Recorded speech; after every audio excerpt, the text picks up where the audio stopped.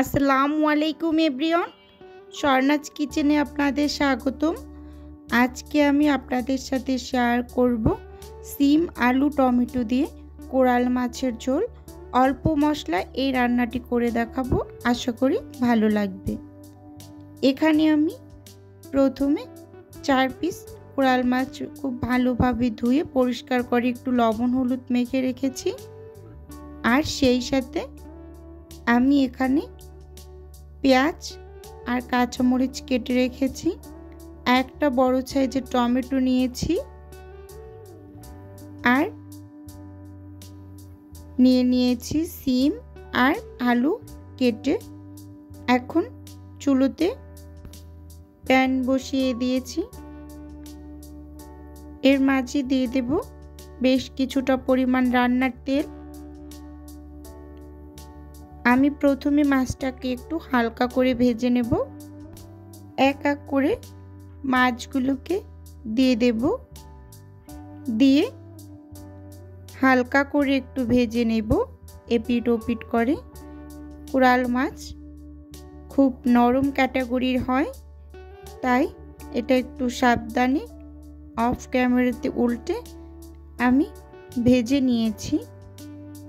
হালকা করে একটু ভেজে রান্না করলে এটা একটু শক্ত হয় এবং খেতে ভালো লাগে। ওই একই প্যানের মাঝে আমি সামান্য একটু তেল দিয়ে পেঁয়াজ কাঁচামরিচ কুচি দিয়ে দিলাম, দিয়ে খুব ভালোভাবে একটু ভেজে নেব পেঁয়াজটা।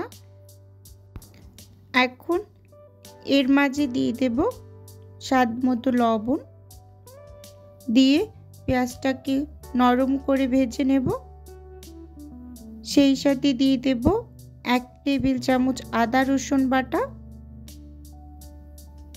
এখন খুব ভালোভাবে এটাকে কষিয়ে নেব যতক্ষণ না পর্যন্ত মশলার কাঁচা গন্ধটা দূর হয়ে যায়। এখন এক এক করে গুঁড়ো মশলা অ্যাড করে দেব। 1 টেবিল চামচ হলুদ গুঁড়ো, 1 টেবিল চামচ মরিচ গুঁড়ো, 1 টেবিল চামচ জিরা ও ধনিয়ার গুঁড়ো।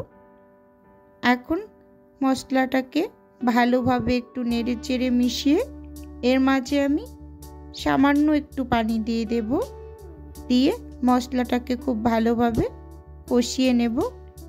একটু সময় নিয়ে এটাকে কষিয়ে নিতে হবে। মশলা যতটা পরিমাণ ভালোভাবে কষানো যায়, তরকারির স্বাদটা কিন্তু তার উপর অনেকটা নির্ভর করে। এখন কেটে রাখা সিম আলুগুলো দিয়ে দেব। একসাথে আমি টমেটোগুলোকেও দিয়ে দেব। যেহেতু মাছটাকে আমি ভেজে নিয়েছি, তাই একসাথে সবজিগুলোকে একটু কষিয়ে নেব। আমি এখানে সামান্য একটু পানি দিয়ে সবজিগুলোকে 50% মতো সেদ্ধ করে নেব। এই পর্যায়ে আমি বেশ কিছুটা পরিমাণ পানি দিয়ে দিয়েছি। এখন সবজিগুলোকে একটু সেদ্ধ করে নেব ঢাকনা দিয়ে। ভিউয়ার্স আপু এবং ভাইয়াদের উদ্দেশ্যে একটাই অনুরোধ করছি, প্লিজ ভিডিওটা না টেনে সম্পূর্ণটা দেখার অনুরোধ রইল।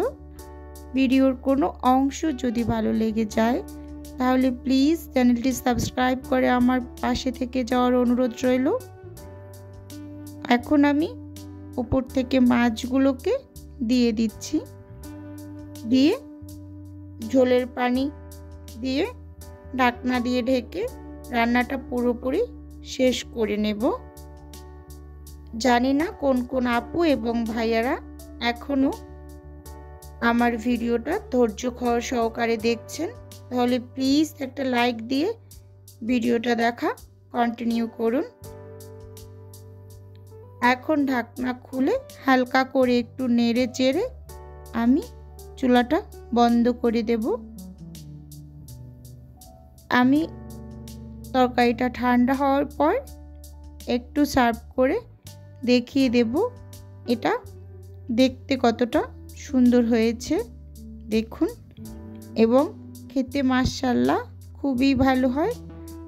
আপনারা অল্প তেল মশলায় যে কোনো মাছ এভাবে পাতলা ঝোল করে সবজি দিয়ে রান্না করে খেয়ে দেখতে পারেন। এটা খেতে অসম্ভব ভালো লাগে। আজকের ভিডিও এ পর্যন্তই। আল্লাহ হাফেজ। আসসালামু আলাইকুম।